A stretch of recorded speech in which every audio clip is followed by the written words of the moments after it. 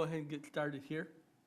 Welcome to the 2018 Iowa City Book Festival, presented by the Iowa City UNESCO City of Literature.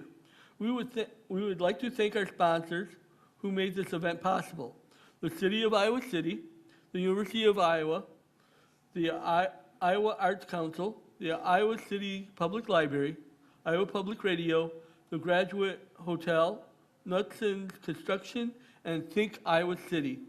The University of Iowa Public Policy Center supports our political and social engagement programming at this year's festival, including this reading.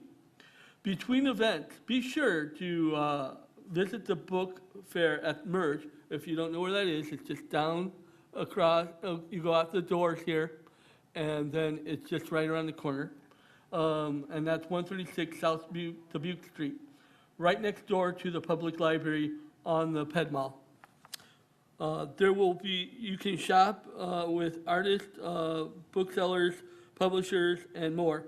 Author readings will happen throughout the day at the pop-up unit in the Ped Mall between Public Library and Merge. Sorry. The vast majority of the book festival events are offered without charge, but they are not free. Your tax deductible donation gives us the ability to offer programs like this festival. Please consider supporting the City of Literature by visiting iowacity.org/support. Again, iowacity.org/support. We encourage you to post about your experience at the book festival on social media. When posting, please tag us and be sure to use the hashtag ICBookFestival18. Again, hashtag ICBookFestival18. Okay, so this is our introduction here. Today we will be hearing from author Silvia Hidalgo. While author and illustrator Silvia Hidalgo, who was born in Costa Rica and moved to the U.S. in 1998, was studying for her citizenship test. She took to illustrating the different facts about government and American history to more easily absorb the information. She collected that information here as a freshly designed and illustrated two-color guide to all things America, how to be an American. It's a beautiful object, an innovative educational tool, and a timely reminder of the importance of understanding and upholding the core values of our democracy. Please help me welcome our author, Silvia Hidalgo. Hi, everyone. Thank you for being here. I'm going to talk a little bit about myself and how I started this project, and then I'll talk a little bit more in detail about the book. So that's me. I'm a graphic designer and illustrator. I was born in Costa Rica. For those who don't know, Costa Rica is in Central America between Panama and Nicaragua. It's the smallest part of the American continent, and that little star is where we are right now. It can be compared in square mileage to West Virginia or Denmark, and we have a population of a little bit under 5 million people. The people that are born in Costa Rica are called ticos and ticas, and even though it's a very small country, we are known for really cool things. Some of them, like one of them is our wildlife.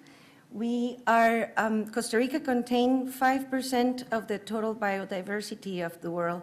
So it's a very luscious country where many things grow all the time: fruits, vegetables, animals, everything grow everywhere. We are also a very democratic country. We're very into voting. Voting is a big deal for us. We usually held voting elections. Election day is usually on Sundays, so everyone participates. And the way it's celebrated, it's like almost like if you were in the middle of a soccer match celebration. It's very difficult to tell the difference. Everyone paint their faces, they go out, they get flags, they scream at each other in kind of a friendly way. It is very common also for us to like shame our family members that don't vote. Talking about voting and being responsible about it is a big deal. So that kind of tells you a little bit about how important for most Costa Ricans it's the whole process of electing a president. We're also producers of really good and exporters of really good coffee. We are a country with no army. We have free healthcare, free education, and one of the main industries of Costa Rica is tourism. Many people from the United States and Asia and Europe, everywhere around the world go and visit, and many times they move there. So when I lived in Costa Rica, I studied communications and I work as a graphic designer, as a copywriter in advertising. And when I worked in advertising as a copywriter, I would get paired up with a graphic designer. And so talking to the graphic designers about their process and what they did and how they went about their work, I realized that I had made a little bit of a mistake, and I was very much in love with graphic design, and that was what I was supposed to do. So in 1998, I packed my bags and moved to the United States to study graphic design.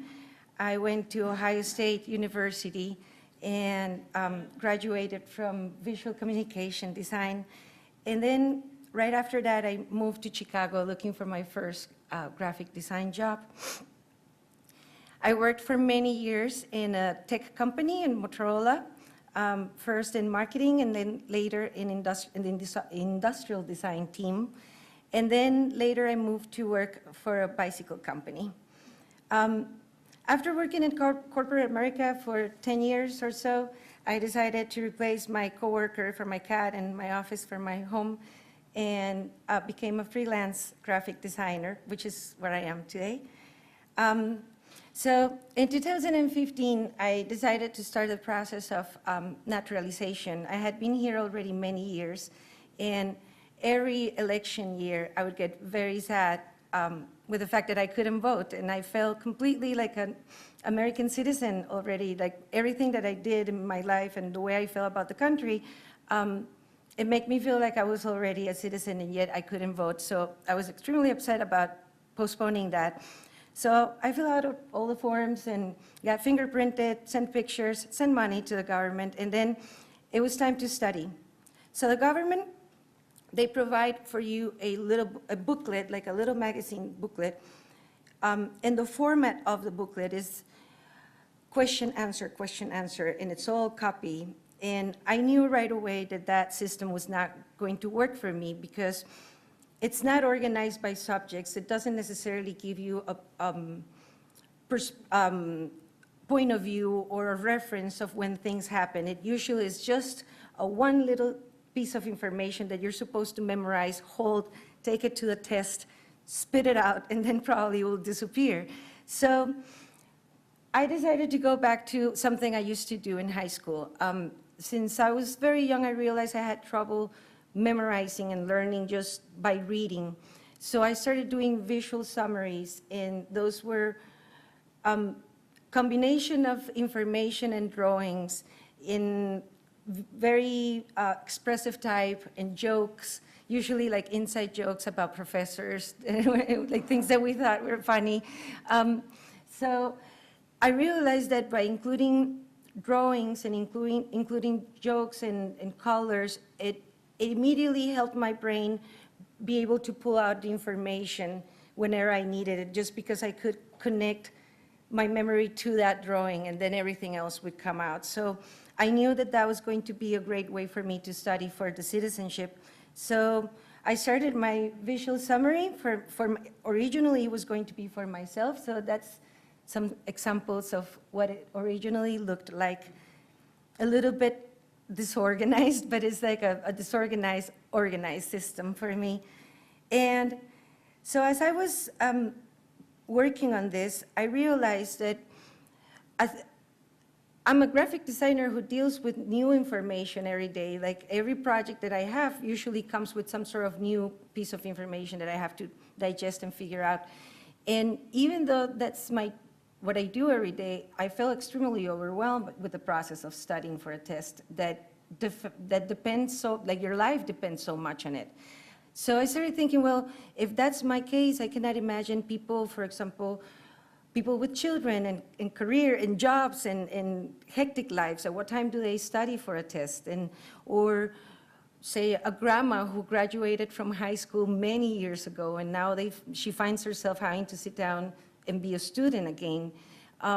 Or people that have trouble studying in another language for a test. Like perhaps they're really good students and they were always really good students, but the idea of studying for something in a complete different language increases the stress process, the stress in the process. So I realized that there were probably many other people like me, also like visual learners that could benefit from having the summary that I was working on. So that was a really good realization because it became, I stopped feeling like I was studying for a test and it became a project. So I was like, oh, this is not for me. Now it's a project and I'm just going to focus on that. So I made a prototype and then I made another one and many, many more. And so there are some of those.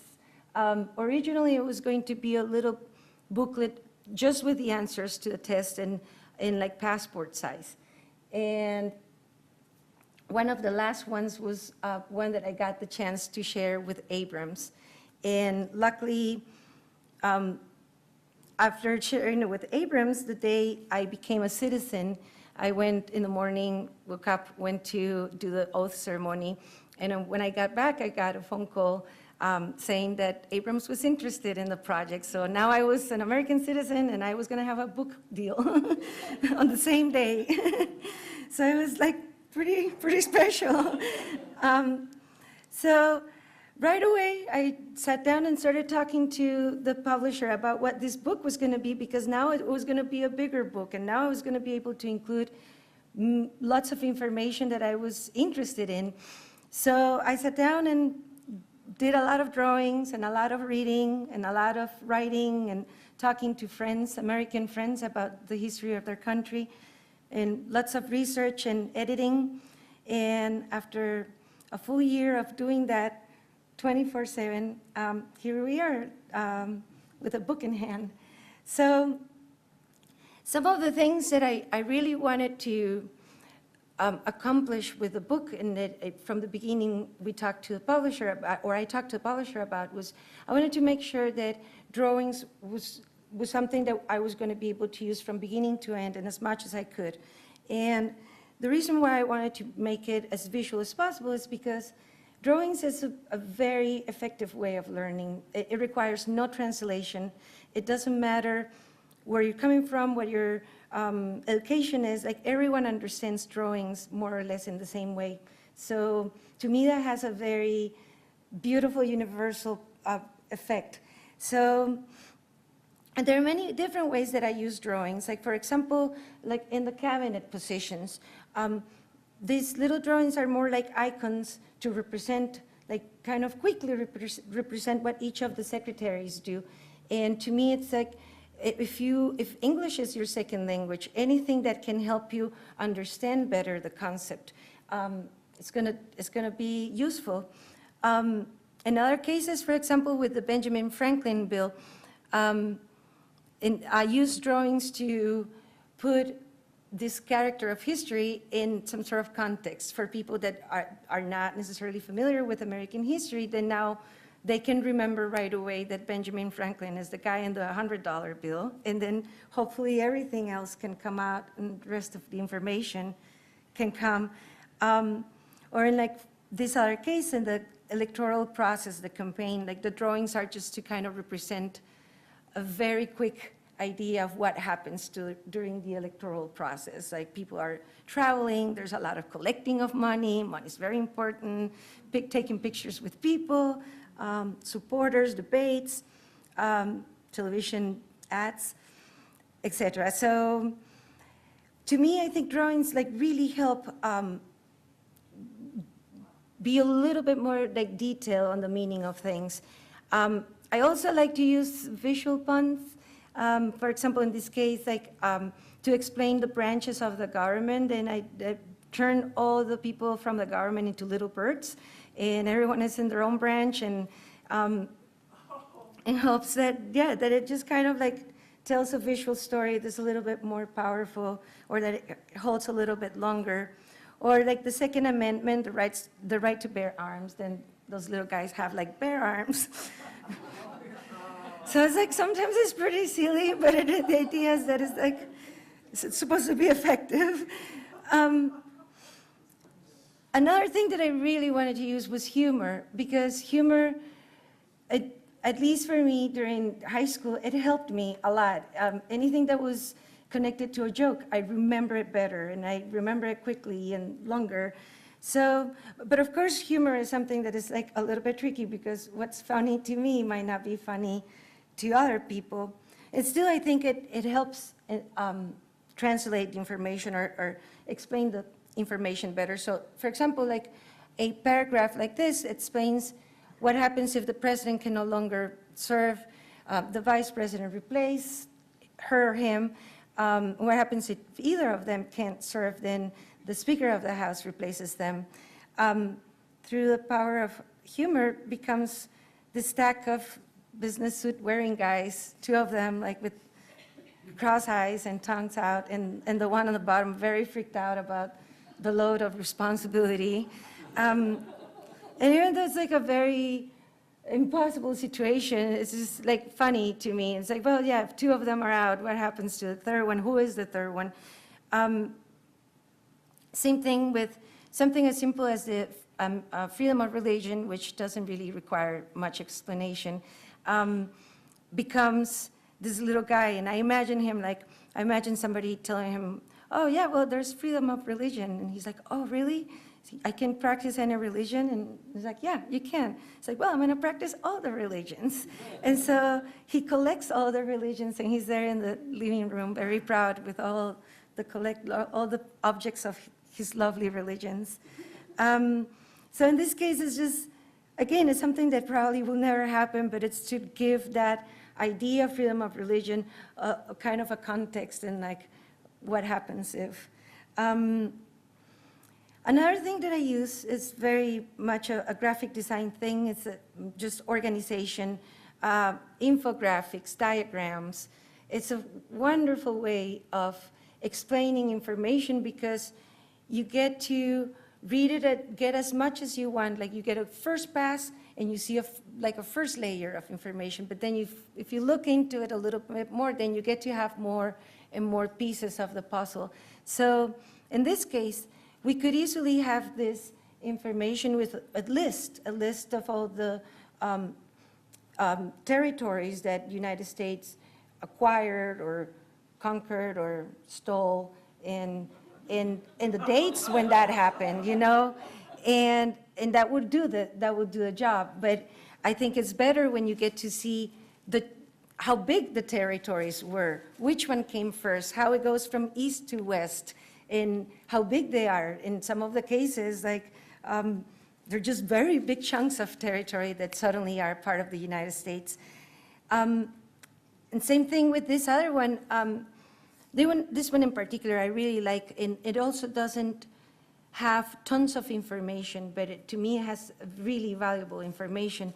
I didn't know anything about the Underground Railroad. I didn't really know anything about American history. So when I was reading about the Underground Railroad, one particular thing I was extremely moved about was how many people had to be involved in order for this to happen, and how it was a grassroots, little people helping each other because they didn't agree with what was going on. So I wanted to explain and break the parts of who were participating in the Underground Railroad. And so you have station masters, people that were willing to open their homes and make them a safe homes, stockholders, people that gave money and goods to the cause, conductors, people that were willing to risk their lives to walk the runaway slaves from one safe house to the other in the middle of the night. it's extremely moving to know that I belong to a country that has pretty bad chunks of history, but also within those chunks of history are beautiful, inspiring stories of humans, of Americans helping Americans, or citizens helping citizens. No matter the color, no matter nothing, no matter the position, there were people that were completely against what was happening and wanted to fix it. So I wanted to, I wanted, with the book, I wanted to make sure first that new citizens could easily become citizens in a joyful, easy way, that they could prepare and not only memorize answers to questions, but like to get excited about the country they're about to join and to get to know more about those little pieces of information that the government requires us to know. But I also really I wanted all citizens to be inspired about your own history and be inspired about and look back at like characters from history that did things in a very different way and that were dedicated their lives to the things they believed in. And I feel like there are so many characters that and I imagine that there's a lot that I left out. They were so inspiring to read about. Like a lot of these ladies, except for Rosie the Riveter, which is just an icon, but a lot of these ladies, like if it wasn't for them, our situation as women, not only in the United States, but probably in other countries, because what happens in the United States affects other countries. It influences culturally what my country thinks of women and women's rights. So because of these ladies, all of us have a very different situation than what it could be if they didn't fight for our rights and for basic health and the right to vote. Same thing with the civil rights movement. There's a lot of very inspiring moments that tells me that, I mean, if we really want to help each other and if we want to make a difference, we don't have to wait for anyone on the top to make that difference. The difference has been made in the past over and over by people that are small people that don't have power and that just organize themselves to help each other and change things. And it keeps on happening. We keep on manifesting, we keep on going out, we keep on being active. So I hope that with the book I get to inspire both old citizens and new citizens to be real active citizens, to take care of your democracy, to respect your democracy, to realize that it's not something that is a right or that it is there to stay, that it can change and it can just completely morph into something else very easy in front of our eyes, very slowly or very quickly, just the way it's happening these days. So I think there are many different ways of being an active citizen. I don't think everyone needs to run for office. Not everyone should be running for office. I think there are many other ways of doing it. There's, you can march, you can write to your representatives, you can call and demand change, you can give your opinion, you can call a newspaper. But out of all the different ways, I think one of the most important ones and the easiest ones and the fastest ones is to vote. When we don't vote, we are still sending a message. When we don't vote, we are telling the people on top, go ahead, do whatever you want, we don't care, we're not paying attention. And that's a pretty scary message to send. And I think that if we really understand the consequences of not being active and not involving ourselves, we should all go out and vote, and we should be super active, and we should hopefully one day, I really hope the United States one day becomes a place where voting day is a day that everyone notices because everyone is out there celebrating and talking about it and being proud. So that's basically my main hope with the book. And thank you so much.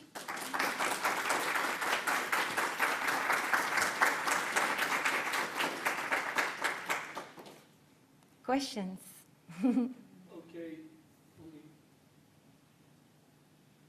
Okay, so, I hope the mic is working. Yeah, now it is. Who has a question for Silvia? Okay, I'll come around here.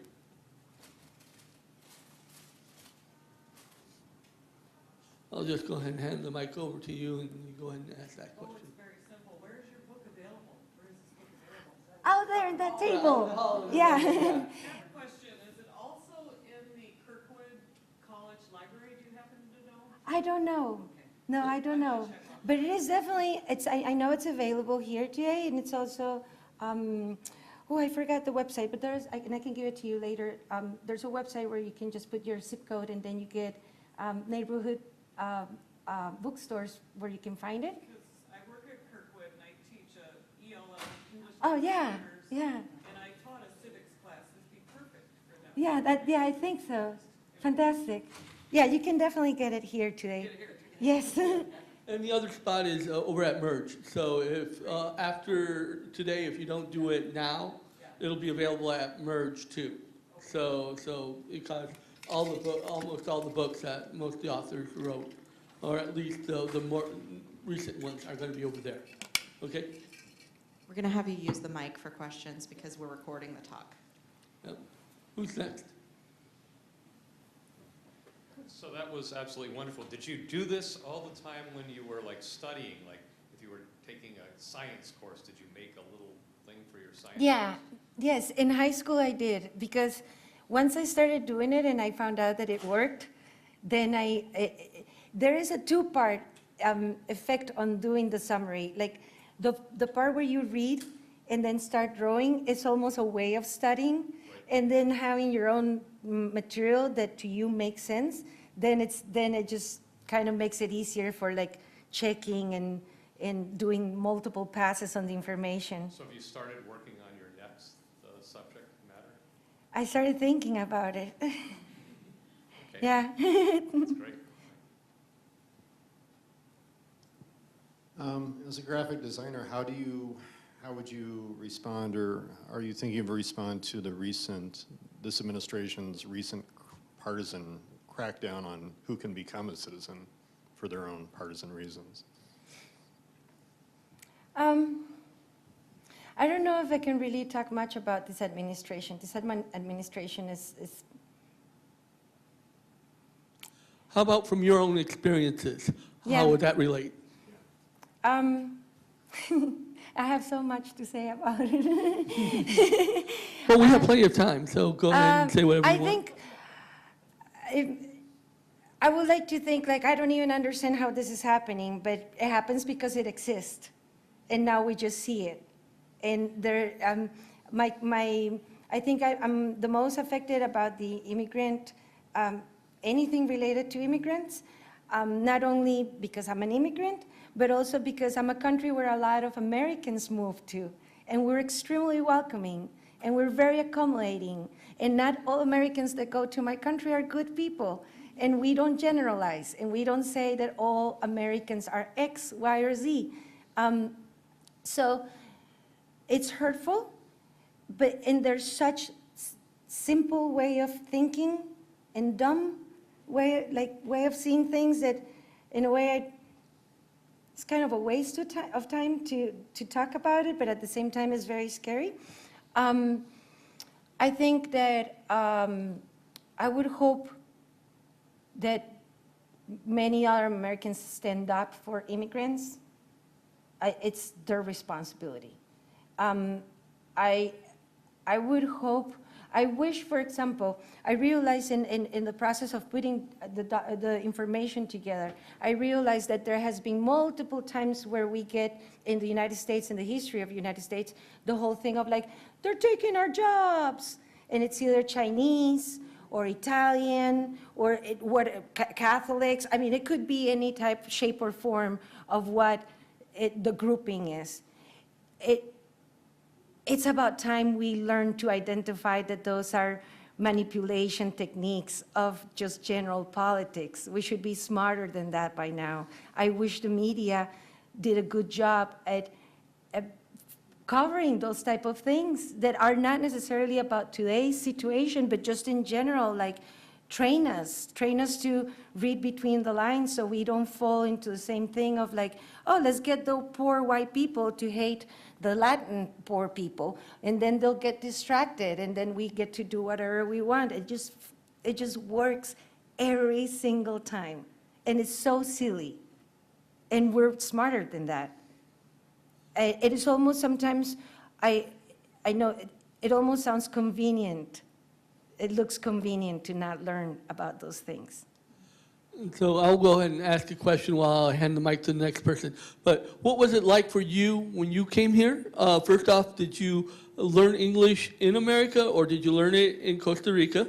And then secondly, what was your experience from being an immigrant to becoming an American? What was your experience as a total?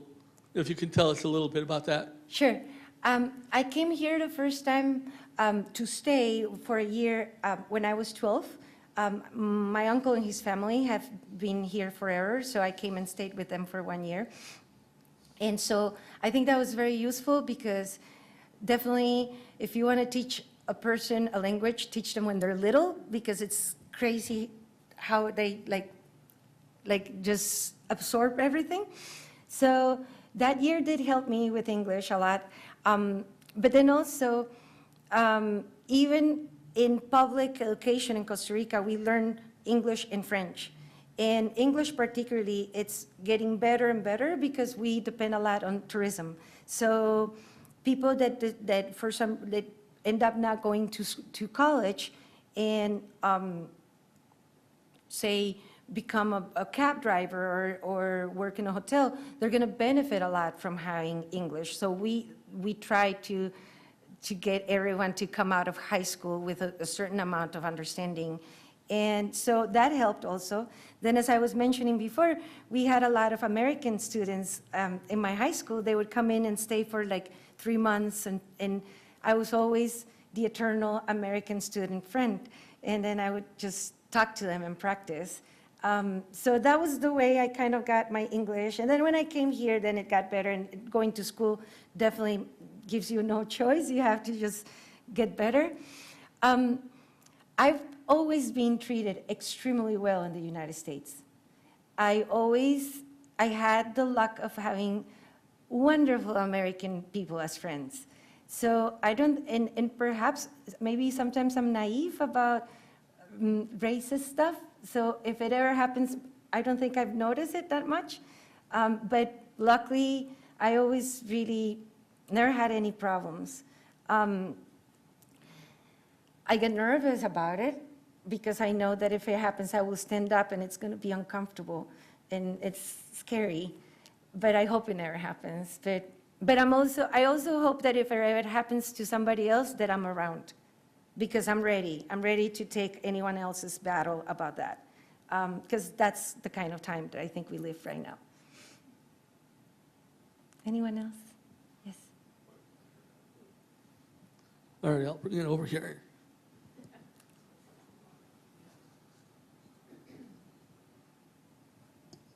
Hi, I was just interested in knowing about the review process and how you decide, or editing, whatever, how you decided what to include. And if you had I'm sure you had other people reviewing it, and I was particularly interested in knowing if people who were speakers of other languages or just recent English language learners had reviewed this. The book, you mean, the content? Yeah, your book. And I guess one of the things that sort of I was thinking about when I was looking at what you had was one of the classic things to have for us when we were learning about government was how a bill becomes a law. Yeah. And I didn't That one is see that. tricky. And then the other thing that I thought was interesting were all the money bags that you had as part of the electoral process, which is not part of what we learn, Yeah, yeah. at least not in school.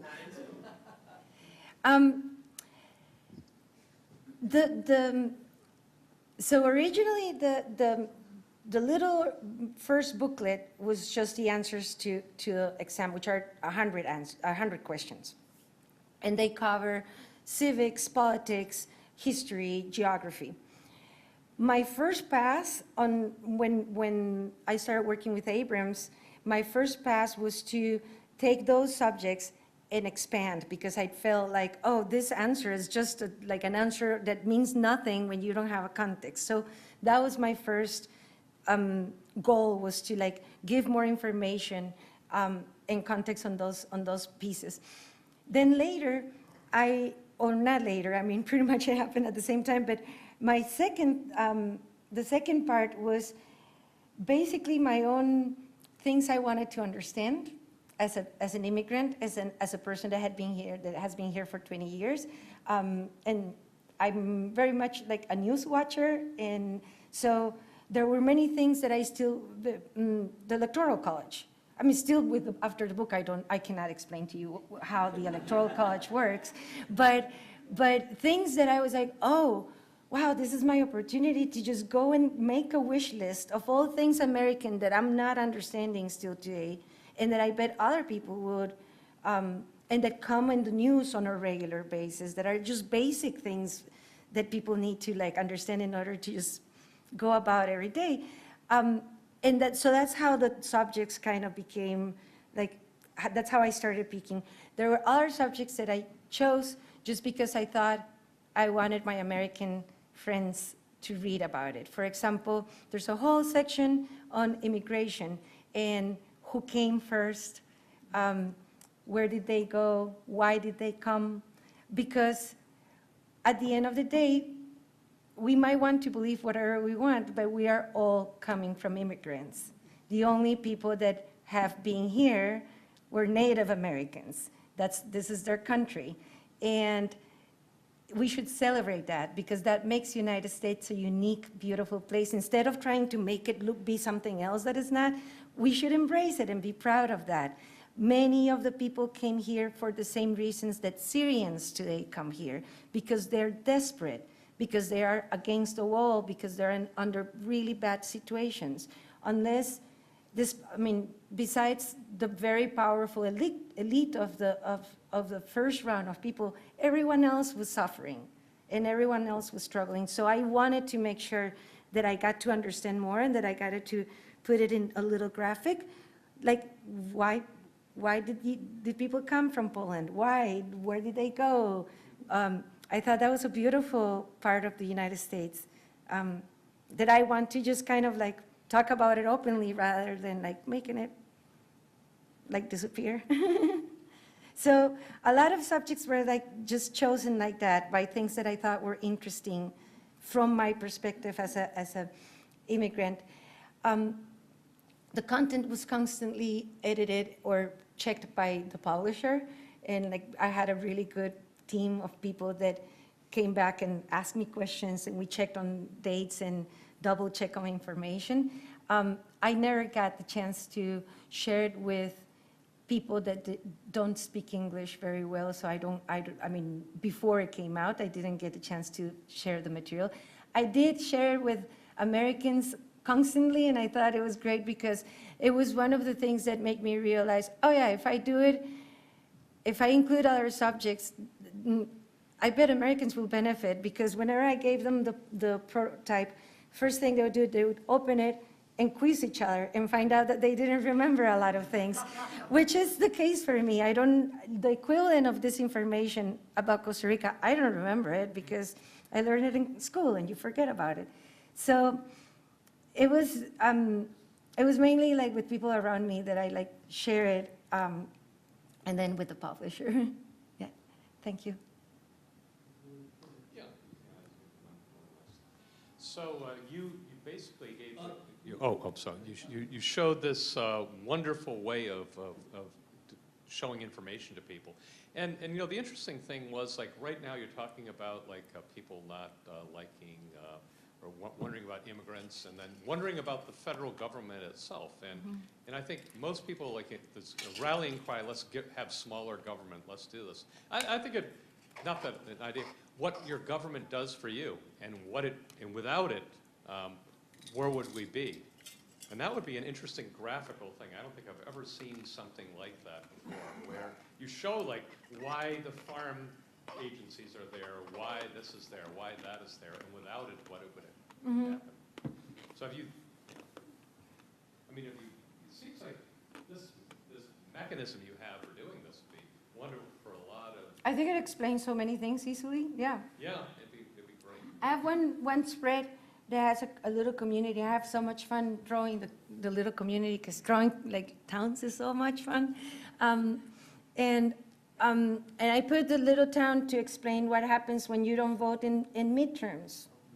Because it's like, it's about time that we fully understand that like midterms, when you don't vote, you affect immediately your streets, your education, the things that happen right around you right away.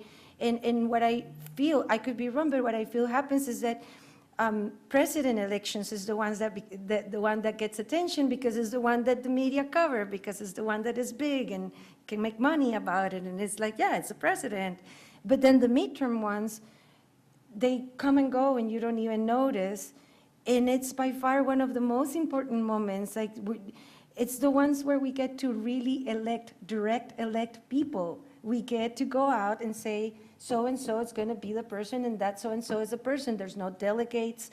There's no electoral college. There's no confusion. It's what it is. It's straightforward. So, again, it almost feels like suspicious of why midterms are not more talked about and more like, why do we have to work the day that we vote? Why does it have to be a production to figure out what time to vote and what not do it?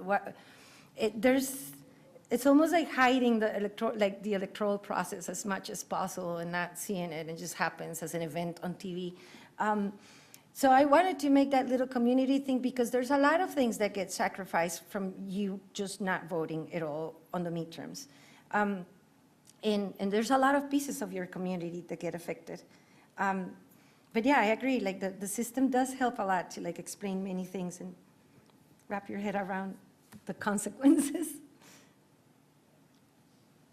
Okay, while I'm walking over here, real quick question for you was, how much percentage did you do of the booklet, and how much was it to help? And I know you answered this a little bit, but how much of your character was in the book? Like 90%, or what would you consider? How much of my character? Yeah, you know, in your artwork and all that, how much is there is of you that you consider in the book, and how much was it done by the publisher?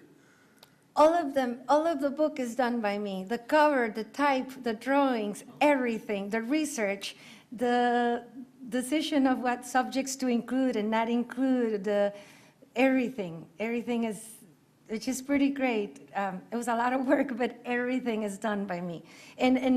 And of course, I think it made it really easy because the publisher was extremely supportive and excited. So that always makes it really a great experience when you're like, oh, I get to do whatever I want. And there's side people that are like, yay, you're doing great. That makes it wonderful. And also like the fact that they have the whole infrastructure to come and tell you, you're making a lot of spelling mistakes. Or this date doesn't seem to make any sense. I tend to change numbers.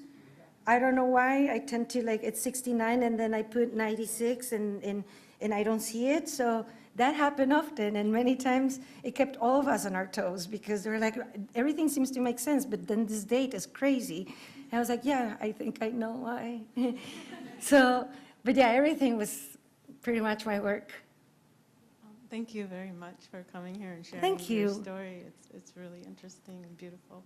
I was just wondering, like, given how incredibly boring apparently the U.S. government materials are for citizenships, would you consider approaching the U.S. government and making some of their guides more Oh, I would love friendly to. and instructive? I would love to. It's crazy. I get like excited about boring information because there's so much possibility for improvement. Like anything you do is going to make it look better.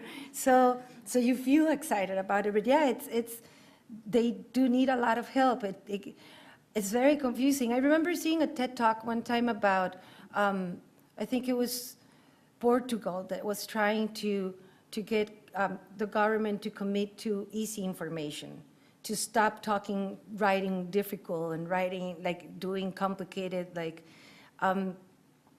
I think that would have to be one pass.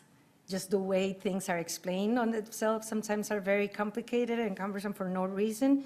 But yeah, if they could be also pass through the magic of graphics, I think that would definitely help a lot of people. Many times it's just diagrams or just hierarchy of information. Like sometimes it's just you don't know where to start because everything kind of seems to be equally important. So yeah, I would love to work, I don't know if with this government, but I would like to work with the government of the United States, yeah. Yeah, I'd like to put a plug in for starting with the IRS documents. yeah, those are Super crazy. helpful. Yes, I agree. Yeah, they're terrible. They're overwhelming. IRS? Yeah. And it's such scary stuff in your life. They're not things that you should take lightly. Like if you make a mistake, it's a big deal. So yeah, I agree. I think your characters are very cute, and what I think you should do is also do a cartoon maybe, or an animation program for kids on that, because maybe that would be a better way to get to the minds of Americans, is to do a little animated program. Yeah. You know, kind of like the ABC Schoolhouse Rock kind of thing of modern times. You need to call ABC, Jeff. Let them know. We'll have to contact some people or like that. Is there anybody else who has any questions? I understand, for example, civics. I believe that civics has been removed from the school system, like classes. It's like, how do you cut civics? Like that's wrong. like we're a community. We need to learn how to work as a community and care as a community and think as a community. Like the things we do can not only benefit us, it should not be so short term. It should be not only just about the immediate people, it should be about later, about the future. Yeah, that's kind of scary. Like, I recently just found out, somebody told me in the school that civics had been completely removed from the school system. I have an idea for you too. Maybe do a history book on the Americans, about America, about the immigrants that came in and the time period they came in, so that you can introduce, let's say you got the Europeans coming in Spain and like that, and England and France, and then you have the Chinese come in, the Africans. If you introduce that, I think one of the ways I always saw history was it was dynamic. It wasn't flat. It was a very dynamic thing. Yeah. And each group brought something to the culture of what we define as American. And so if we did a history book, instead of it just being a bunch of facts about what happened, if we interpret it into the cultural standpoint and who came in at what time and what impact they've given to this country and flavor they give to this country, I think that would be far more powerful than just a bunch of facts. I agree. And like that. I agree, because also it would allow for people to embrace or understand the value of the other people and like all the pieces of different cultures that make this place so unique. Yeah, I agree. Just like you. Thank you. Does anybody else have any questions? If not, do you have anything else you want to tell us? Maybe a lesson or two or an anecdote that you have to tell us about your experience in America? I don't know. Well, Maybe a good story. I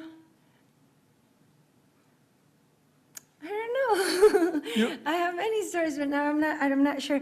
Well, no, I really, maybe the thing back to what I was saying about how you can participate and how you can do your part, and the whole idea of like, oh, not everyone should run for office. Like, in my case, I'm a graphic designer. It couldn't be so, like, more far away from politics. And yet, I was able to find something that was broken or that needed help that could benefit many people. And then I just went ahead and did it. I think we all have that. We all have, some of us are really talented at talking to people. And if you're good at that, then volunteer for an organization that helps immigrants or that helps communities that need help. There are so many ways to better your community in the long term, to change one or two people's lives. It's a big deal because that person is hopefully going to take that experience and try to emulate it and pass it on. And so I do believe that it doesn't have to be a big production.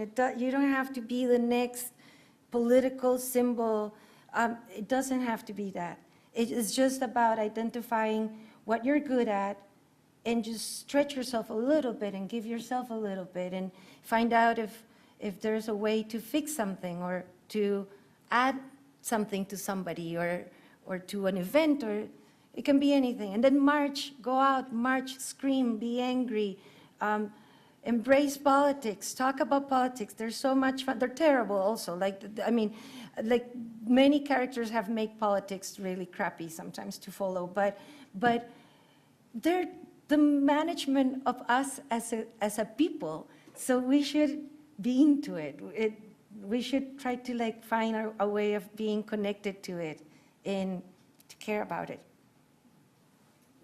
Thank you so much. Oh, no, wait, there's another question. Yeah, I was just curious. I've lived in the U.S. for about 8 years. I'm from South America. And the way we learn in our home countries, there's one continent, and it's called America. Correct. And I'm still having a hard time thinking of this country as America. I always say the U.S., but I'm like, at what point am I going to just start saying America? And I wonder how that happened for you. How did you reconcile that idea that, as kids we learn, well, America is, the whole continent. And here it's it's two continents, and this is America, and it's, I was just curious. Mm-hmm. There it is, the anecdote, Jeff, that you were asking. That's exactly, yeah. Where are you from? Ecuador. So when I was in Ohio State, yeah, we learned that America is a continent that goes from Canada to Argentina, and that continent has 3 parts: North America, Central America, South America. That's what we learn in school. And I understand European people, at least some of them, because I've done research on this because I went crazy about it. Some of European people, and I know Korean people, also learn it that way. So I came to Ohio State, and one day I was in the computer, room, and I'm talking about America. Oh, and I'm just ranting about how we should not be calling it America because America's a continent. And I'm just going about it. And my American friends turn around and they laugh, and they're like, you have it all wrong. It's only 2 parts of the American continent. It's like North America and South America. And I'm like, where do you put Central America? There's at least 7 countries that disappear for you, huh? And they're like, and they were kind of laughing and saying, no, you got it all wrong. You learned it wrong. Check it out. Go online and check it. And I went online, and it had exactly the same explanation, that it was just 2 parts. And so I remember crying and calling my dad, suffering about it. And my dad, and I'm like, it's on the internet. It says on the internet. And my dad was like, well, Silvia, who do you think writes the internet? Like he was just unfazed by the whole problem. And it was very difficult for me. I felt completely disappeared. Like I was gonna have to almost like I had somebody had lied to me, or somebody was lying to me, either my school or my new friends. Somebody was not telling me the truth. It was very frustrating because it's about the existence of countries and people. And I don't call America, I don't call United States America. I call Americans Americans because I cannot call them estadounidenses in English. There's no word for that.